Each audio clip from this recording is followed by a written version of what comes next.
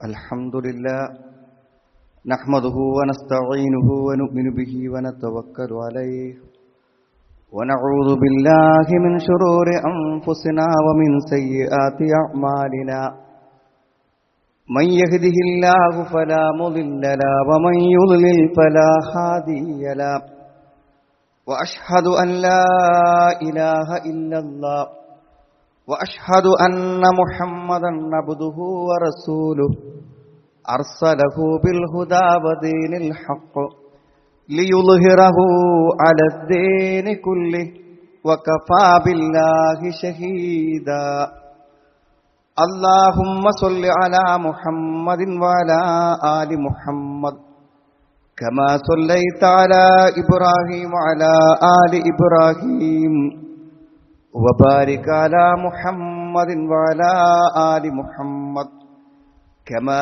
باركت على إبراهيم وعلى آل إبراهيم إنك حميد مجيد أما بعد فإن خير الكلام كلام الله وخير الحديث كتاب الله وخير الهدي هدي محمد صلى الله عليه وسلم وشر الأمور محدثاتها وكل محدثة بدعة وكل بدعة ضلالة أعوذ بالله من الشيطان الرجيم بسم الله الرحمن الرحيم يا أيها الذين آمنوا اتقوا الله حق تقاته ولا تموتن إلا وأنتم مسلمون يا أيها الناس اتقوا ربكم الذي خلقكم من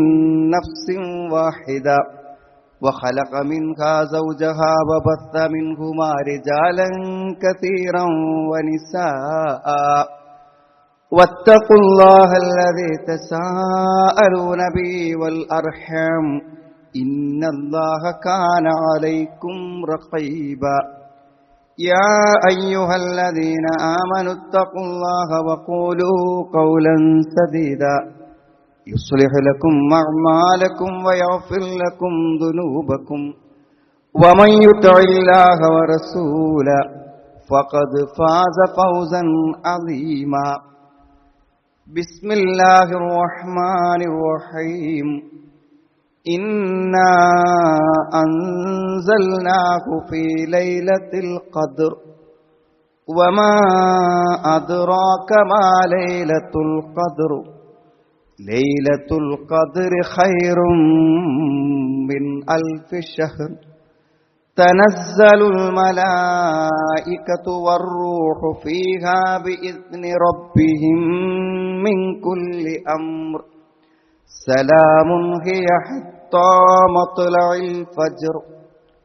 സ്നേഹമുള്ള സഹോദരി സഹോദരന്മാരെ, സത്യവിശ്വാസികളെ, സത്യവിശ്വാസിനികളെ, അള്ളാഹുവിൻ്റെ കൽപ്പനകളും നിർദ്ദേശങ്ങളും ജീവിതത്തിൻ്റെ എല്ലാ രംഗങ്ങളിലും പാലിച്ച് ജീവിക്കണമെന്ന് എന്നെയും നിങ്ങളെയും ഞാൻ ഓർമ്മപ്പെടുത്തുകയാണ്.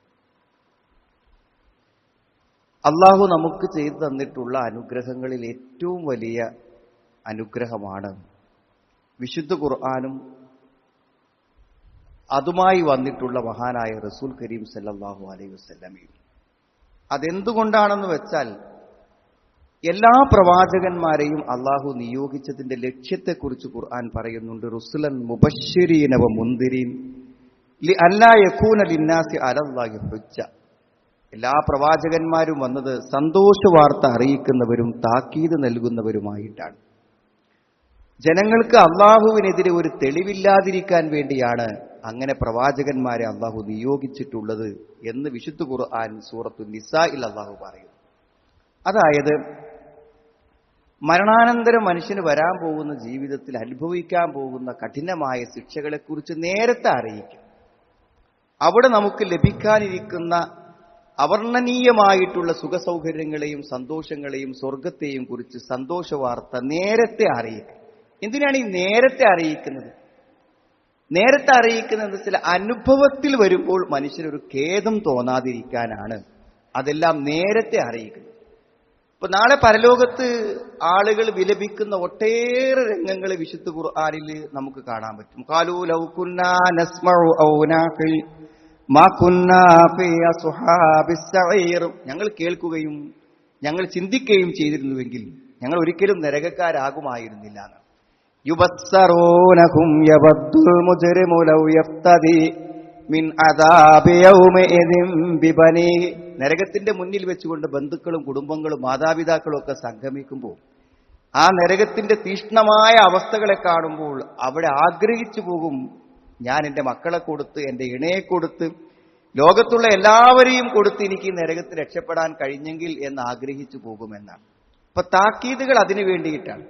അതേപോലെ സന്തോഷവാർത്ത അറിയിക്കുന്നതും പ്രതിഫലത്തെക്കുറിച്ച് അറിയിക്കുന്നതും എന്തിനു വേണ്ടിയിട്ടാണ്? അവിടെ ചെന്ന് ആ വിശാലമായ സുഖ സൗകര്യങ്ങൾ നഷ്ടപ്പെടുമ്പോൾ മനുഷ്യനൊരു ഖേദം തോന്നാതിരിക്കാനും എന്റെ ജീവിതം എനിക്ക് സാർത്ഥകമായി എന്ന് ആശ്വസിക്കാനും സംതൃപ്തിപ്പെടാനും ഒക്കെ ആ സന്തോഷ വാർത്തകൾ ഉപകരിക്കും.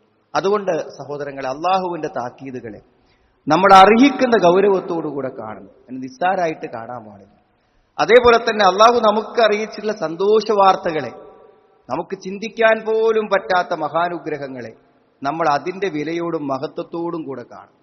വിശുദ്ധ ഖുർആനിലെ ഒരു സൂറത്താണ് ഇന്ന് ഇവിടെ തുടക്കത്തിൽ ഓതി. നമുക്ക് എല്ലാവർക്കും അറിയാൻ പറ്റും, ലൈലത്തുൽ ഖദർ എന്ന് പറയുന്ന മഹത്വത്തിന്റെ ഒരു രാത്രിയെക്കുറിച്ച് അള്ളാഹു നമുക്ക് അറിയിച്ചു തരാൻ വേണ്ടി മാത്രമുള്ള ഒരധ്യായമാണ് യഥാർത്ഥത്തിൽ വിശുദ്ധ ഖുർആനിലെ ഈ അധ്യായം. അപ്പൊ എത്രമാത്രം പ്രാധാന്യമുണ്ട് എന്ന് നോക്കൂ നിങ്ങൾ. ഒരുപക്ഷെ പരലോകത്തെക്കുറിച്ചാണ് അള്ളാഹു ചോദിക്കല്, വമാ അൽക്കാരിയ മൽക്കാരിയ വമാ അദ്റാക മൽക്കാരിയ, എന്താണ് കാരിഅത്ത്, ആകെ മുട്ടിയലച്ച് ലോകം അവസാനിക്കുന്ന ആ ഏറ്റവും ഭയാനകമായ സംഭവത്തെക്കുറിച്ച് ചോദിക്കുമ്പോൾ വമാ അദ്റാക എന്ന് ചോദിക്കുന്നത് അതേ ചോദ്യമാണ് ഇന്ന അൻസൽനാഹു ലൈലത്തുൽ ഖദർ വമാ അദ്റാക മാ ലൈലത്തുൽ ഖദർ. ലൈലത്തുൽ ഖദർ എന്താണെന്ന് നിനക്കറിയോ? അത് സുഹൃത്തുക്കളെ, അത് എത്രമാത്രം മഹത്വമുള്ള ഒരു സന്ദർഭമാണ് എന്ന് പറയാനാണ് അള്ളാഹു പറയുന്നത്. മറ്റൊരു സ്ഥലത്ത് അള്ളാഹു പറഞ്ഞത് ഇന്ന അൻസൽനാഹു ഫീ ലൈലത്തിൻ മുബാറക, ബർക്കത്തുള്ള ഒരു രാത്രിയെ, അനുഗ്രഹീതമായ ഒരു രാവിനെയാണ് ആ വിശുദ്ധ ഖുർആനെ നാം ഇറക്കിയിട്ടുള്ളത്. എന്താണ് അതിന്റെ പ്രത്യേകത? അതൊരു സമയമാണ്. ഹത്താ മത്ലഇൽ ഫജ്ർ എന്ന് പറയുന്നത്, അതായത് അസ്തമയത്തിന്റെയും പിറ്റേന്നത്തെ പ്രഭാതത്തിന്റെയും ഇടയിലുള്ള ഒരു രാത്രിയാണ്. എന്താണ് അതിന്റെ പ്രത്യേകത? ആ രാത്രി എന്ന് പറയുന്ന സമയത്ത് ഒരു മനുഷ്യനിൽ നിന്ന് ഒരു നന്മ സംഭവിച്ചു പോയാൽ, സൂര്യൻ ആ ഒറ്റയിട്ട രാവിൽ, ലൈലത്തുൽ ഖദറിന്റെ രാവിൽ, അസ്തമയം മുതൽ ഉദയം വരെയുള്ള ആ സമയത്ത് ഒരു 10-12 മണിക്കൂറിനിടയിൽ എന്തെങ്കിലും ഒരു നന്മ ഒരു മനുഷ്യനിൽ നിന്ന് സംഭവിച്ചു പോയാൽ ലൈലത്തുൽ ഖദർ അല്ലാത്ത 1000 രാത്രിയിൽ അവൻ ആ പ്രവൃത്തി ചെയ്തതുപോലെ പരിഗണിക്കുമെന്നാണ്. ആലോചിച്ചു, ലൈലത്തുൽ ഖദർ അല്ലാത്ത 1000 രാത്രി ആ പ്രവൃത്തി ആ മനുഷ്യൻ ചെയ്താൽ എത്രമാത്രം പ്രതിഫലം അയാൾക്ക് ലഭിക്കുമോ, 1000 തവണ ആവർത്തിക്കപ്പെട്ട് ചെയ്താൽ എത്രമാത്രം പ്രതിഫലം അയാൾക്ക് ലഭിക്കുമോ അത്ര പ്രതിഫലം ലഭിക്കും ഈ രാത്രിയിലെ ഒരു പുണ്യത്തിന് എന്ന് അള്ളാഹു നമ്മളെ അറിയിച്ചിരിക്കുകയാണ്. അപ്പൊ നമ്മൾ എത്ര ഗൗരവത്തോടു കൂടെ കാണണം എന്നുള്ളതാണ്. അപ്പൊ കഴിഞ്ഞു, ഒറ്റയിട്ട രാവുകളിൽ പലതും കഴിഞ്ഞു, 21ഉം 23ഉം കഴിഞ്ഞു. ഇനി ബാക്കിയുള്ളത് 25ഉം 27ഉം 29ഉം ഈ രാത്രികളാണ് ഇനി നമ്മുടെ മുന്നിലുള്ളത്. ആലോചിച്ചു നിങ്ങൾ, അങ്ങനെ വർഷത്തിൽ കാത്തിരുന്നു വരാവുന്ന ഒരു രാത്രിക്ക് അറിയിക്കുന്ന ഒരു പരിഗണനയും കാത്തിരിപ്പും കഴിഞ്ഞ രാവുകൾക്കൊക്കെ നമ്മൾ നൽകിയോ? ഇനി വരാൻ പോകുന്ന രാവിന് നമ്മളത് നൽകാൻ ഉദ്ദേശിക്കുന്നുണ്ടോ എന്ന് നമ്മൾ ഓരോരുത്തരും ചിന്തിക്കണം. ഒന്ന് പ്രതിഫലാണ്. രണ്ടാമത്തെ കാര്യം എന്ന് പറഞ്ഞാൽ എന്താന്ന് ചോദിച്ചാൽ, നമ്മൾ ആ രാത്രിയിലാണ് എന്ന് ഫീഹാ യുഫ്രഖു കുല്ലു അംറിൻ ഹകീം, എല്ലാ കാര്യങ്ങളും ഒരു വർഷത്തെ നമ്മുടെ ഖളാ ഖദറുകളെ അള്ളാഹു തീരുമാനിക്കുന്ന രാവാണ് ലൈലത്തുൽ ഖദർ. അപ്പൊ നമുക്കിനി ഒരു കൊല്ലം സംഭവിക്കാനുള്ള എല്ലാ നന്മ തിന്മകളും അള്ളാഹു എന്ത് ചെയ്യും? ഈ രാവിൽ ഈ വർഷത്തെ തീരുമാനങ്ങൾ ഉണ്ടാകുന്നതാണ്. അപ്പൊ നമ്മളെ കാര്യങ്ങൾ തീരുമാനിക്കുക എന്ന് പറയുമ്പോൾ അതിനെ നമ്മൾ ഗൗരവമായിട്ട് കാണേണ്ട ഒരു സംഗതി അല്ലേ എന്ന് ആലോചിക്കുന്നത്. അതുകൊണ്ട് എന്തെല്ലാം നന്മകൾക്കൊരു പ്രത്യേക നിബന്ധനകളൊന്നും വെച്ചില്ല. എന്ത് നന്മയും, നല്ല അള്ളാഹു കൽപ്പിച്ച ഏത് നന്മ ആ രാത്രി സംഭവിച്ചാലും, ഒന്ന് ഏറ്റവും പ്രധാനം രാത്രി നമസ്കാരമാണ്, നമുക്കറിയാൻ പറ്റും. നമ്മളെല്ലാ ദിവസവും നിർവഹിക്കുന്ന ഈ തറാവീഹ് നമസ്കാരം, മൻ ഖാമ ലൈലത്തുൽ ഖദർ ഈമാനൻ വഹ്തിസാബൻ ഗുഫിറ ലഹു മാ തഖദ്ദമ മിൻ, അതിന്റെ കഴിഞ്ഞ പാപങ്ങൾ പൊറുക്കുന്ന. മറ്റൊരു കാര്യം പ്രാർത്ഥനയാണ്. നല്ല ഏറ്റവും നന്നായി അള്ളാഹുവോട് നമ്മൾ വാശി പിടിച്ച് നമ്മുടെ കാര്യങ്ങൾ പറയേണ്ട ഒരു സന്ദർഭമാണത്, പ്രത്യേകിച്ച് പാപമോചന പ്രാർത്ഥനകൾ. മറ്റൊന്ന് തിലാവത്തുൽ ഖുർആൻ, വിശുദ്ധ ഖുർആനിന്റെ പാരായണമാണ്. നമ്മളൊരു പക്ഷേ കഴിഞ്ഞ 20 ദിവസങ്ങളിൽ പാരായണം ചെയ്തതിനേക്കാളും ഈ 10 ദിവസങ്ങളിൽ നമുക്ക് പാരായണം ചെയ്യാൻ കഴിയുന്നുവെങ്കിൽ തീർച്ചയായും ആ ഒറ്റയിട്ട രാവുകളിൽ ഇത് പാരായണം ചെയ്യുമ്പോൾ അതിന് പ്രത്യേക പുണ്യമുണ്ട്. അപ്പൊ ഒന്ന് വിശുദ്ധ ഖുർആന്റെ പാരായണം ഒന്ന് വർദ്ധിപ്പിക്കാൻ, അതേപോലെ വിശുദ്ധ ഖുർആനിന്റെ വചനങ്ങളെ തദബ്ബുർ ചെയ്യുക, അതൊന്ന് വായിച്ച് പഠിച്ച് മനസ്സിലാക്കി ഒരു പരിഭാഷയൊക്കെ നമ്മൾ സംഘടിപ്പിച്ചിട്ട് കുറച്ചൊക്കെ ഖുർആന്റെ അർത്ഥം മനസ്സിലാക്കാനുള്ള ഒരു ശ്രമം കൂടെ നടത്തുക. അതും ഈ സന്ദർഭങ്ങളിൽ ഏറ്റവും പുണ്യമായ കാര്യം. പിന്നെ എഴുത്തിക്കാപ്പാടെ പള്ളിയിൽ നമ്മൾ എന്ത് ചെയ്യുക, കഴിയുന്ന അത്ര സമയം, ഇനി 10 ദിവസം ഒന്നും ഇരിക്കാൻ പറ്റൂല്ലെങ്കിൽ ഒറ്റ രാവുകളിൽ മാത്രമാണ് ഇരിക്കാൻ പറ്റുന്നെങ്കിൽ അങ്ങനെ കഴിയുന്ന അത്ര സമയം പള്ളിയിൽ കഴിച്ചു കൂട്ടാൻ വേണ്ടി ശ്രമിക്കുക. പിന്നെ സ്വതക്കകളാണ്. സ്വതക്കകൾ എന്തെല്ലാം നമുക്ക് എന്തെങ്കിലുമൊക്കെ നമ്മൾ കൊടുക്കുന്നുണ്ടെങ്കിൽ അത് ഈ രാവുകളിൽ കൊടുക്കാനും, അത് പരമാവധി നമ്മൾ അതിനൊരു സംഖ്യ നീക്കിവെച്ച് അത് ചെലവഴിക്കാനും. മറ്റേ തഫ്തീറു സായിമീനാണ്. അതേമാതിരി നോമ്പ് തുറപ്പിക്കുക, അതും ഈ സന്ദർഭങ്ങളിൽ നമ്മൾ പ്രത്യേകമായി ചെയ്യുമ്പോൾ അതിനൊക്കെ പുണ്യങ്ങളുണ്ട്. അപ്പൊ എന്തെല്ലാം നന്മകൾ നമുക്ക് ചെയ്യാൻ പറ്റൂ അതെല്ലാം നമ്മൾ ചെയ്യാന്നുള്ളതാണ്.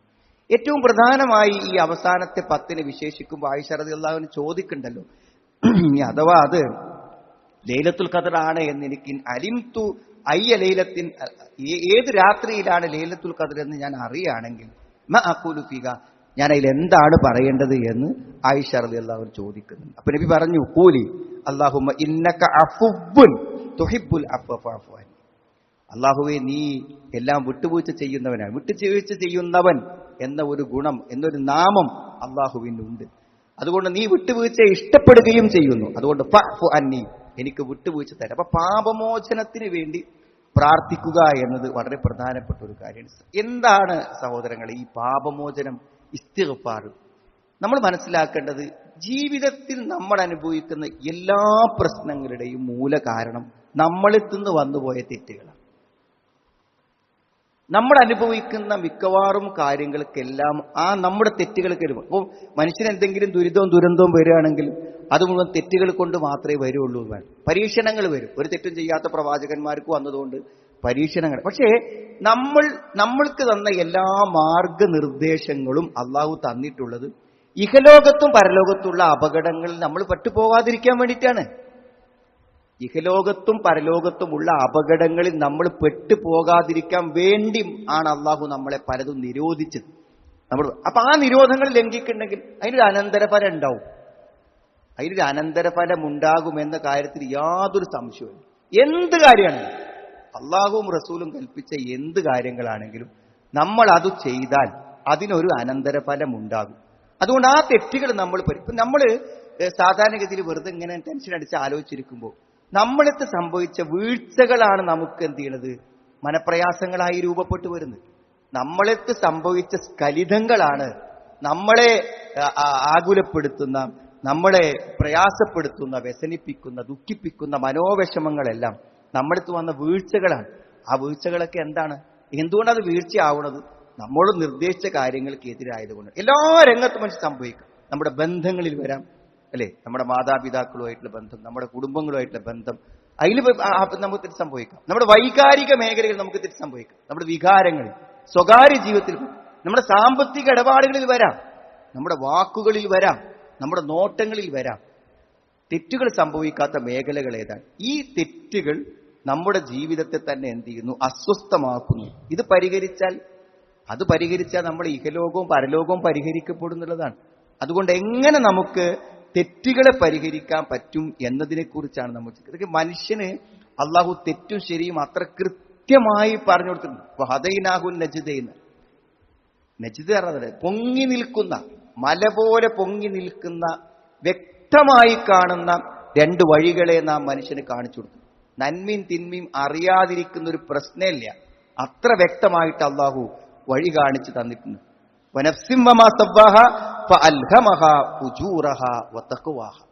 ഏതാണ് അധർമ്മം, ഏതാണ് ധർമ്മം എന്ന് അള്ളാഹു വളരെ വ്യക്തമായി നമ്മുടെ മനസ്സുകൾക്ക് കാഴ്ചപ്പാട് തന്നിട്ടുണ്ട്. അതുകൊണ്ട് അവയെ തിരിച്ചറിഞ്ഞുകൊണ്ട് ജീവിക്കാൻ നമ്മൾ ബാധ്യസ്ഥരാണെങ്കിലും പലപ്പോഴും നമ്മുടെ ദേഹേച്ഛകൾ, ഭൗതികമായ താല്പര്യങ്ങൾ, നമ്മുടെ സാഹചര്യങ്ങൾ ഇതൊക്കെ നമ്മളെ തെറ്റിലേക്ക് കൊണ്ടുപോകും. നമ്മൾ മനസ്സിലാക്കേണ്ടത് തെറ്റുകളിൽ നിന്ന് മനുഷ്യന് തിരിച്ചു വരാനുള്ള ഏറ്റവും വലിയ പ്രചോദനമാണ് പാപമോചനം.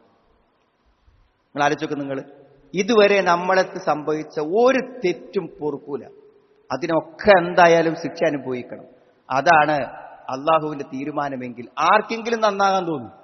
എന്തായാലും ഞാനിപ്പോ ഈ ചെയ്തതിനൊക്കെ ഞാൻ പോണല്ലോ, അതുകൊണ്ട് അങ്ങനെ പോട്ടെ എന്ന് വിചാരിക്കും.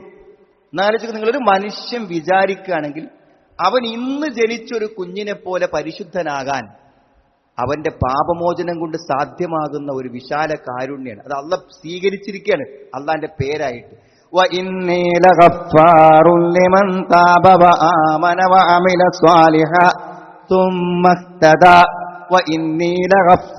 ഞാൻ ഗഫാറാണ്.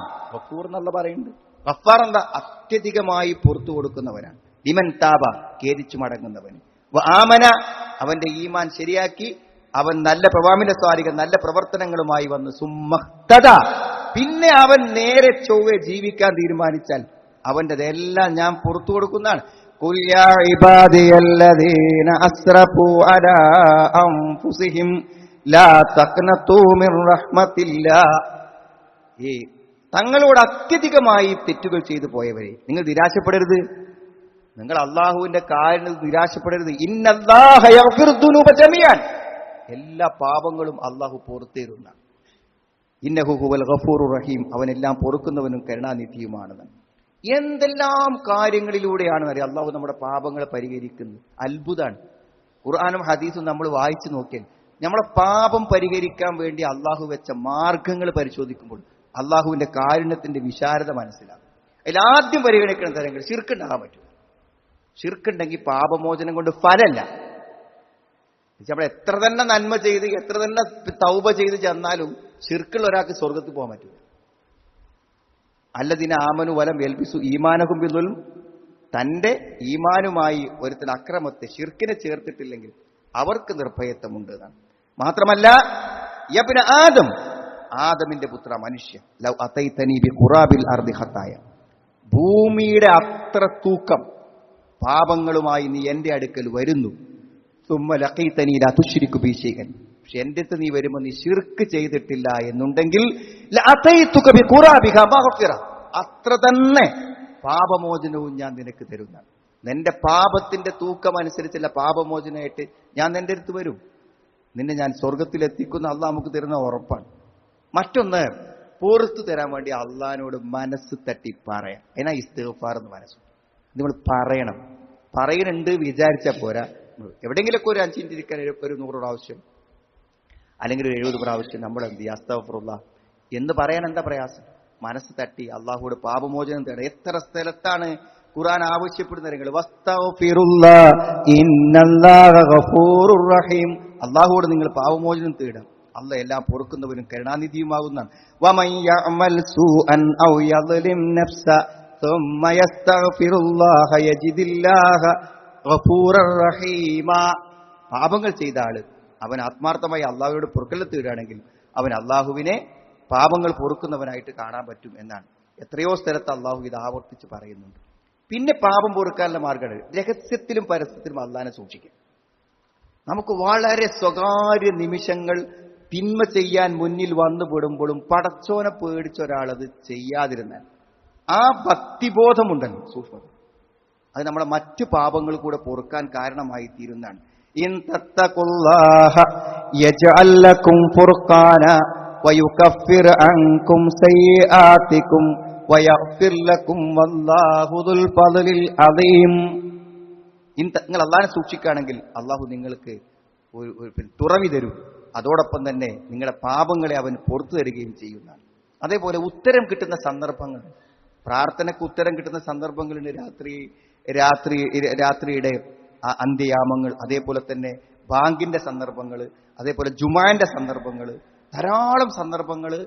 പിന്നെ നമ്മൾ സാധാരണ പള്ളിയിൽ എത്തിക്കഴിഞ്ഞാൽ ബാങ്ക് കൊടുത്തു കഴിഞ്ഞിട്ട് ഇക്കാമത്ത് കാത്തിരിക്കുന്ന സമയമുണ്ടല്ലോ, ആ സമയം വളരെയധികം പ്രാർത്ഥനയ്ക്ക് ഉത്തരം കിട്ടും.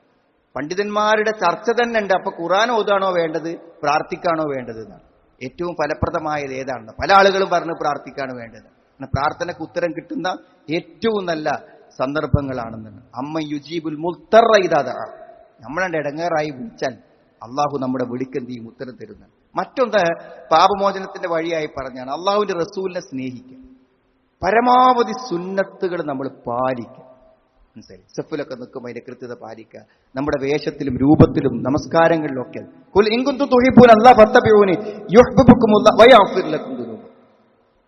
അതാണ്. നിങ്ങൾ അള്ളാഹിനെ സ്നേഹിക്കുന്നുവെങ്കിൽ നിങ്ങൾ എന്ത് ചെയ്യുക, എന്നെ പിൻപറ്റുക. അങ്ങനെയാണെങ്കിൽ എന്നെ പിൻപറ്റിയാൽ യഗ്ഫിർ ലക്കും ദുനൂബക്കും, നിങ്ങളുടെ പാപങ്ങൾ പുറത്തു തരുമെന്നാണ്. എത്രയെല്ലാം കാര്യങ്ങളാണ് അള്ളാഹു പറയുന്നത്. അതേപോലെ തന്നെ നമ്മുടെ ജീവിതത്തിൽ വിട്ടുവീഴ്ച, മറ്റുള്ളവർക്ക് നമ്മൾ വിട്ടുവീഴ്ച കൊടുക്കുമ്പോൾ അതേമാതിരി സമ്പത്ത് ചെലവഴിക്കും. വസാരിഉ ഇലാ മഗ്ഫിറത്തിൻ മിൻ റബ്ബിക്കും വജന്ന അർളുഹസ് സമാവാതു വൽ അർള് ഉഇദ്ദത് ലിൽ മുത്തഖീൻ അല്ലദീന യുൻഫിഖൂന ഫിസ് സറാഇ വൽ ദറാഇ, ചെലവഴിക്കുന്ന ആളുകൾ, അതേപോലെ തന്നെ ക്ഷമിക്കുന്ന ആളുകൾ, കോപം അടക്കി വെക്കുന്ന ആളുകൾ, ജനങ്ങൾക്ക് വിട്ടുവീഴ്ച കൊടുക്കുന്ന ആളുകൾ, ഇവർക്കൊക്കെ അള്ളാഹു വാഗ്ദാനം ചെയ്യുന്നതാണ് പാപമോചനം എന്ന് പറഞ്ഞു. അപ്പൊ നമ്മുടെ ജീവിതത്തിൽ പാപമോചനം ലഭിക്കാൻ അള്ളാഹു ഒന്ന് ഒന്നെടുക്കുന്ന സമയത്ത് ഒന്ന് കരുതി, ആ കഴുകേണ്ട പോലെയൊക്കെ ഒന്ന് കഴുകി പൂർത്തിയായി കഴുകിയാൽ, അങ്ങനെ ഒരാൾ ഒളു ചെയ്ത് കഴിഞ്ഞാൽ എന്താണ്, അവന്റെ പാപങ്ങൾ മുഴുവൻ പുറത്തു പോകാൻ എന്താണ്, ഗഫറല്ലാഹു ലഹു മാ തഖദ്ദമ മിൻ ദംബിഹി, കഴിഞ്ഞു പോയ പാപങ്ങളൊക്കെ പുറത്തു കൊടുക്കുമെന്നാണ് പറഞ്ഞു. പിന്നെ വുളുവിന് ശേഷം ഒരാൾ 2 റക്അത്ത് വുളുവിന്റെ സുന്നത്ത് നിസ്കരിച്ചാൽ അവനെക്കുറിച്ച് പറയുന്നതും അവന്റെ പാപങ്ങൾ പുറത്തു കൊടുക്കുമെന്നുണ്ട്. ധാരാളം സന്ദർഭങ്ങൾ പാപമോചനത്തിനായി നിശ്ചയിച്ചു തന്നിട്ടുണ്ട്. ഇപ്പോൾ റമളാനിലെ നോമ്പ് പാപമോചനത്തിനാണ്, റമളാനിലെ രാത്രി നമസ്കാരം പാപമോചനം ലഭിക്കുന്നത്. അതുകൊണ്ട് പാപങ്ങളില്ലാതെ ജീവിക്കാൻ നമ്മൾ പരിശ്രമിക്കുക. പാപങ്ങളിൽ നിന്ന് ആത്മാർത്ഥമായി അള്ളാഹുവോട് പശ്ചാത്തപിക്കുക. സുഹൃത്തുക്കൾ, നമുക്ക് എല്ലാവർക്കും പറ്റും. ഇതുവരെ കൊണ്ടുവരുന്ന എല്ലാ തെറ്റും അവസാനിപ്പിച്ച് ഇനിയുള്ള ജീവിതകാലം നല്ലതൊക്കെ ജീവിക്കാൻ നമുക്ക് എല്ലാവർക്കും പറ്റും. നല്ലതായി ജീവിക്കാൻ ആഗ്രഹിക്കുന്നവരോടാകണം നമ്മുടെ ബന്ധം. അതാണ് ഏറ്റവും പ്രധാനം. അവരെ നമുക്ക് നന്മക്ക് പ്രചോദനം നൽകുള്ളൂ. എല്ലാ വേണ്ടാത്തരങ്ങളും ചെയ്യുന്ന ആളുടെ കമ്പനിയിൽ നിന്നിട്ട് നന്നാവണമെന്ന് വിചാരിച്ചാൽ നടക്കുന്ന ഒരു കാര്യമല്ല. അത് അങ്ങനെയാണ് കഴിഞ്ഞു പോവുകയും ചെയ്യുള്ളൂ. നമ്മൾ ചില കാര്യങ്ങളൊക്കെ ചെയ്യുന്നല്ലാതെ പൂർണ്ണമായൊരു മാറ്റം ഉണ്ടാവും. അതേമാതിരി ഉത്ബോധനങ്ങൾ കേൾക്കാം. എത്ര അറിവുള്ള ആളാണെങ്കിലും ഉത്ബോധനങ്ങളും ക്ലാസ്സുകളും സംസാരങ്ങളും കുത്തുബകളും ഒക്കെ കേൾക്കാൻ നമ്മുടെ ഈമാൻ വർദ്ധിപ്പിക്കുവാനുള്ള അറിവ്, മതപരമായ അറിവുകൾ നമ്മൾ നേടണം. അങ്ങനെ മുന്നോട്ട് പോയാൽ തീർച്ചയായും നമുക്ക് ഒരു നല്ല മനുഷ്യനായി അള്ളാഹുവിനെ കണ്ടുമുട്ടാൻ കഴിയും. അത്തരമൊരു മാറ്റത്തിനും പാപങ്ങൾ പരിഹരിക്കാനുമുള്ള നല്ല സന്ദർഭമായി അവസാനത്തെ 10 ഉപയോഗിക്കാം.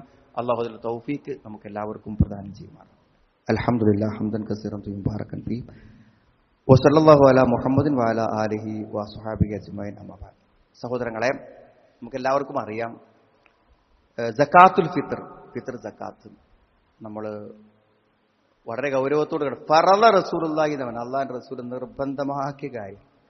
നമ്മൾക്ക് പെരുന്നാൾക്ക് നമുക്ക് കഴിക്കാനുള്ള ഭക്ഷണത്തിനുള്ള അരി നമ്മുടെ വീട്ടിലുണ്ടെങ്കിൽ, അതിൽ മെച്ചമുണ്ടെങ്കിൽ നമ്മൾ എന്ത് ചെയ്യണം? എല്ലാവരും അത് കൊടുക്കാൻ ബാധ്യസ്ഥരാണ്. ചെറിയ കുട്ടികളാണെങ്കിലും ഇന്ന് പ്രസവിച്ച കുട്ടികളാണെങ്കിലും ആർക്കാണെങ്കിലും നമ്മളത് നൽകണമെന്ന് പ്രത്യേകം നിർദ്ദേശിച്ചിട്ടുണ്ട്. ഈ കൊടുക്കൽ എല്ലാവരും കൊടുക്കും. അതിലേറ്റവും അപകടകരമായി കാണേണ്ട കാര്യം എന്താ വെച്ചാൽ, ഇത് ഈ അർഹതയില്ലാത്തൊരു വാങ്ങരുത്. അതും വളരെ പ്രധാനപ്പെട്ട. പണ്ട് സക്കാത്തുൽ ഫിത്ർ പേരുള്ളത് കൊണ്ട് സക്കാത്തിന് അവകാശികൾക്ക് മാത്രമേ ഇത് കഴിക്കാൻ പറ്റുള്ളൂ എന്ന് പറഞ്ഞ പണ്ഡിതന്മാർ. ഇനി അതൊന്നുമില്ലെങ്കിലും എല്ലാ പണ്ഡിതന്മാരും ഏകോപിച്ച കാര്യമാണെന്ത്, അത് തുഹറത്തൻ ലിസ്സായിമി വതുഅമത്തൻ ലിൽ മസാകിൻ, മിസ്കീന്മാർക്കുള്ള ഭക്ഷണമാണ് എന്ന് അതിനെക്കുറിച്ച് നബി സല്ലല്ലാഹു അലൈഹി വസല്ലം പറഞ്ഞോടെ കൊടുത്തു. ഇത് നാട്ടിലൊക്കെ എങ്ങനെ ആരെങ്കിലും ഒരാൾ അങ്ങോട്ട് കൊടുക്കും, അയാൾ തന്നെ ഇങ്ങോട്ടും വാങ്ങും, അങ്ങനെ പരിപാടി. അതിനൊന്നും ഒരു വകുപ്പില്ല. ഇതെന്ന് പറഞ്ഞാൽ നിവൃത്തില്ലാത്ത ആളുകൾ കൊടുക്കാൻ. അപ്പൊ അവിടെ വാങ്ങാൻ ആരാള്? സഹോദരൻ, നമ്മൾ കൊടുക്കാൻ പറഞ്ഞ ഭക്ഷണം ഏതാരങ്ങൾ എത്ര കാലം സൂക്ഷിച്ചു വെക്കാൻ പറ്റിയ മുഖ്യ ഭക്ഷണമാണ്. ഒരു ചാക്ക് അരി കിട്ടിയാൽ ഒരാൾക്ക് ഒരു വർഷം ഉപയോഗിക്കാം, ഒരു പ്രശ്നം ഉണ്ടാവില്ല. സൂക്ഷിച്ചു വെച്ചാൽ ഉപയോഗിക്കാൻ പറ്റും. അതുകൊണ്ട് നമുക്കത് ഒരാൾക്ക് അർഹതപ്പെട്ട് കൊടുക്കുക. നിങ്ങൾ 100 ആളെ തെരഞ്ഞു പോകുന്നു വേണ്ട, ഒരു 5-8 ആൾക്ക് കൊടുക്കാൻ പറ്റുമെങ്കിൽ അങ്ങനെ കൊടുക്കുക. അവർക്കത് ഉപകാരപ്പെടുന്ന രൂപത്തിൽ എത്തിച്ചു കൊടുക്കാൻ നമ്മൾ എന്ത് ചെയ്യണം? അത് വളരെ കൃത്യമായി വിതരണം ചെയ്യാൻ ശ്രമിക്കണം. അർഹതപ്പെട്ടവർക്ക് തന്നെ കൊടുക്കാൻ നമ്മൾ എപ്പോഴും പ്രത്യേകം ശ്രദ്ധിക്കേണ്ടതുണ്ടെന്ന് ഓർമ്മപ്പെടുത്തുകയാണ്. അള്ളാഹുവിന്റെ ദീൻ ശരിയായി മനസ്സിലാക്കുവാനും അത് ഉൾക്കൊള്ളുവാനും അള്ളാഹുവിനെ സൂക്ഷിച്ച് ജീവിക്കുവാനും അള്ളാഹു നമുക്ക് എല്ലാവർക്കും തൗഫീഖ് പ്രദാനം ചെയ്യുമാറാവട്ടെ. മറ്റു റമദാനുകളിൽ നിന്നും വ്യത്യസ്തമായി ഈ റമദാനിൽ കൂടുതൽ തഖ്വയുള്ള ഒരു ജീവിതം റമദാനിന് ശേഷവും റമദാന്റെ അവസാനത്തിലും നയിക്കാൻ അള്ളാഹു നമുക്ക് എല്ലാവർക്കും തൗഫീഖ് പ്രദാനം ചെയ്യുമാറാവട്ടെ. അള്ളാഹു ഞങ്ങൾ വന്നുപോയ തെറ്റുകളെ കുറ്റങ്ങളെ ഞങ്ങൾക്ക് നീ പുറത്തു മാപ്പാക്കി തരണം റഹ്മാനെ.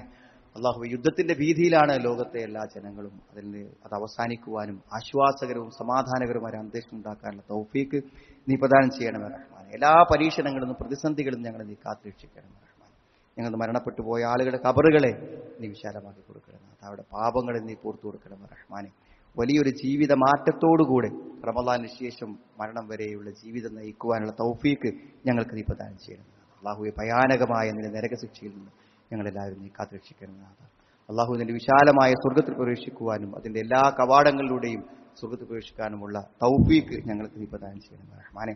അല്ലാഹുമ്മ ഗ്ഫിർ ലിൽ മുഅ്മിനീന വൽ മുഅ്മിനാത്ത് റബ്ബന സ്രിഫ് അന്നാ അദാബ ജഹന്നം ഇന്ന അദാബഹാ കാന ഗറാമ ഇന്നഹാ സാഅത് മുസ്തഖറൻ വ മുഖാമ റബ്ബനാ ഹബ് ലനാ മിൻ അസ്വാജിനാ വ ദുർരിയ്യാതിനാ ഖുർറത അയുൻ വജഅൽനാ ലിൽ മുത്തഖീന ഇമാമ റബ്ബനാ തഖബ്ബൽ മിന്നാ ഇന്നക അൻതസ് സമീഉൽ അലീം وتب علينا إنك أنت التواب الرحيم ربنا آتنا في الدنيا حسنة وفي الآخرة حسنة وقنا عذاب النار والحمد لله رب العالمين. اللهم صل على